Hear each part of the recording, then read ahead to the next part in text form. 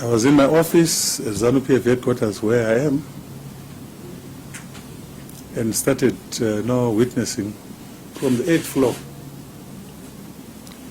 groups of people running towards the Sheraton. What is it? It's called something else now. The HICC. And these were people that were clearly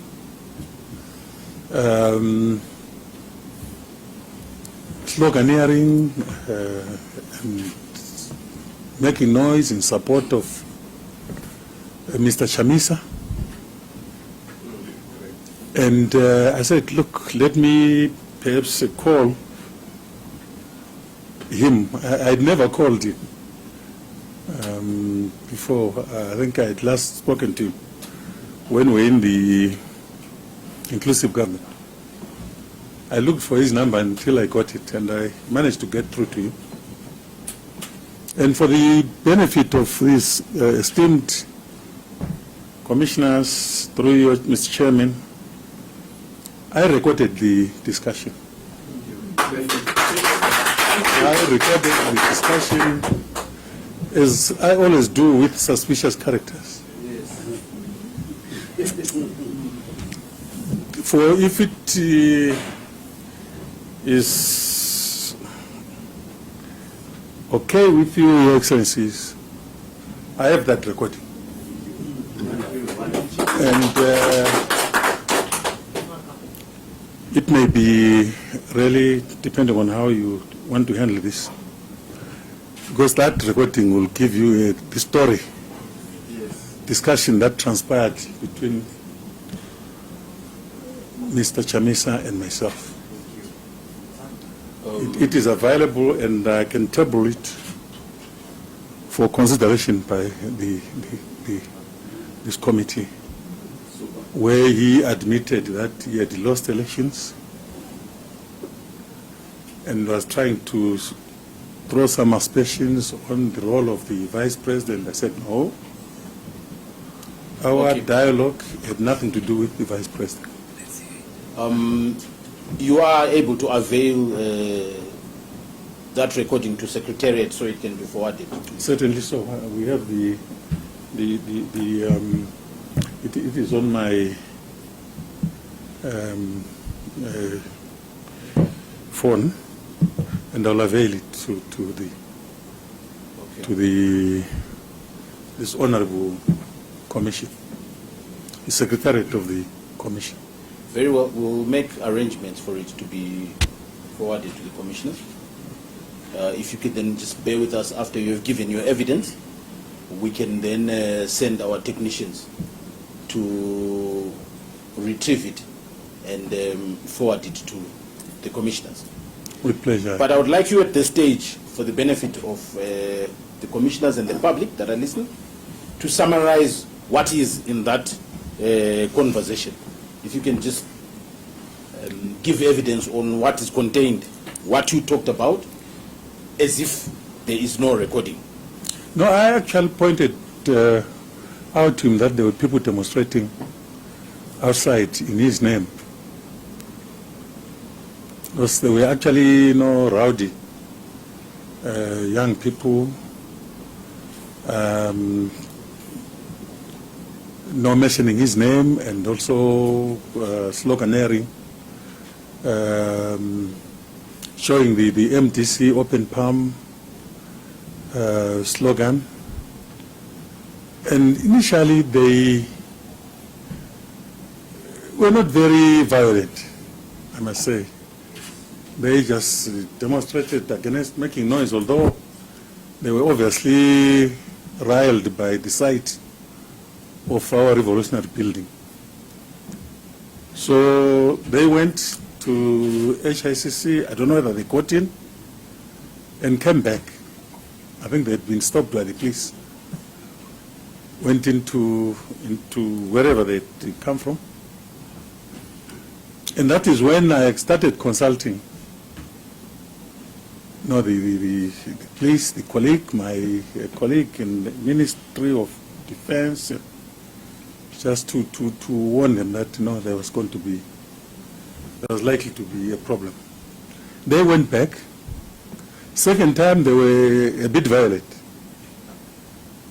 It became clear that something was brewing in their whatever systems. We started now communicating following the processes which were articulated by the Commissioner General and the other generals. It is then that I was in my office, we started now communicating with each other as to the request that had been made. I'd like to bring you back to the conversation, your conversation with Chamisa. Would you kindly tell the commissioners what it is that you discussed? Yes, I actually appealed to him to stop what his people were doing. I appealed to him. I don't usually appeal to people that I view as violent. I appealed to him. I said, no, Comrade Chamisa, called him Comrade, please stop what is happening out there. Please, we want this process, as we have always said, to be a free and fair process. A free and fair democratic process.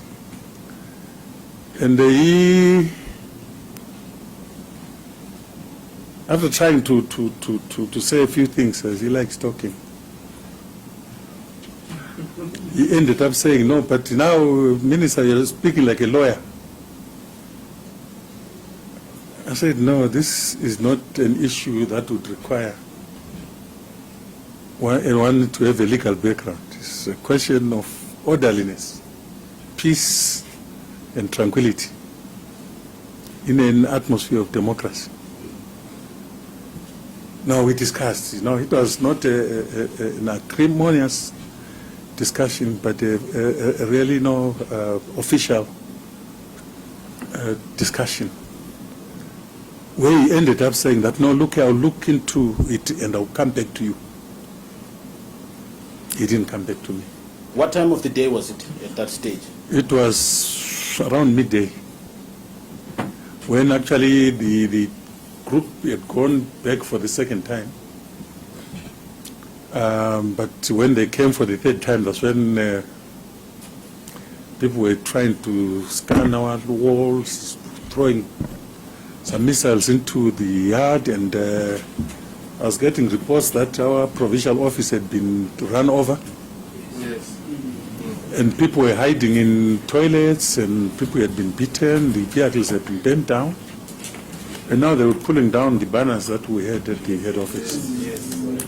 And we told our youths to restrain themselves from reacting, because it was clearly a provocation on us to react, so that the international media would to show us in bad faith. It's unfortunate, it's really unfortunate that this happened. We are a peaceful country, very peaceful. And my party, ZANU-PF, is the most disciplined party. Not in Zimbabwe alone, but in the world. Because we have got the personnel, we have got the people, we have got the wherewithal to deal with what we perceive to be an enemy. But we didn't see enemies. We thought we are looking at people who wanted to exercise their democratic right.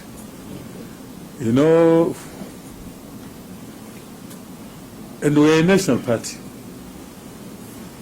I come from 800 kilometers from this place. And I'm one of the top leaders of the party. But Kupe, who comes from more or less the same place that I come from, was thoroughly beaten up because she, to some detractors, she belonged to the wrong tribe. And I can assure you, no matter the rentings and the stage managed presentation to the commission will not make Zimbabweans change their thrust. I believe my party is going to rule for a long time.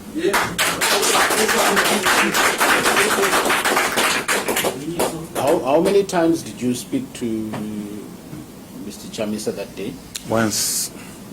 He promised to come back to me, and he didn't come back. But later, on the hindsight, later I was phoned by someone called Obert Mpofu, who said he's a lawyer for the MDC.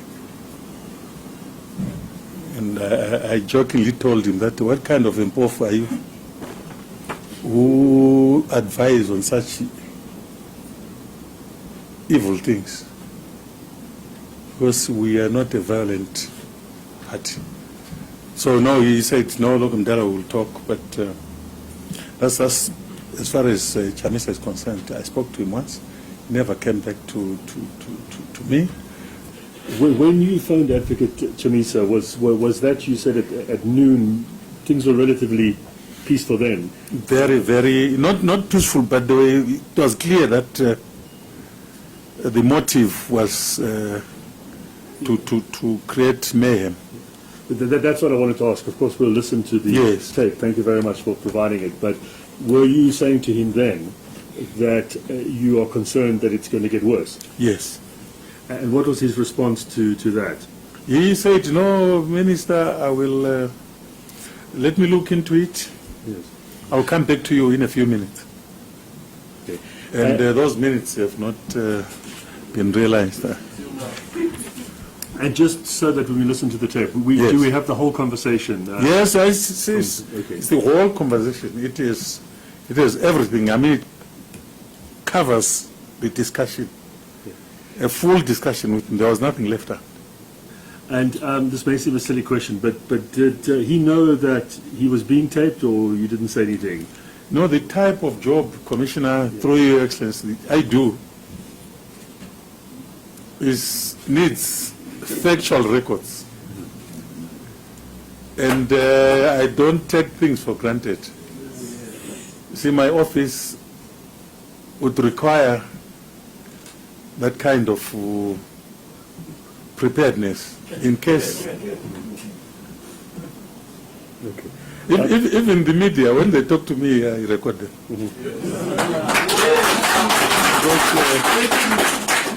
A lot of lies have been said about me. And at the right time, I want to use that information. And this Like now? Like now, yes. This is the first time you're making it available now. Yes. Can I just also ask, the call that his lawyer made later, what time was that? I think it was later.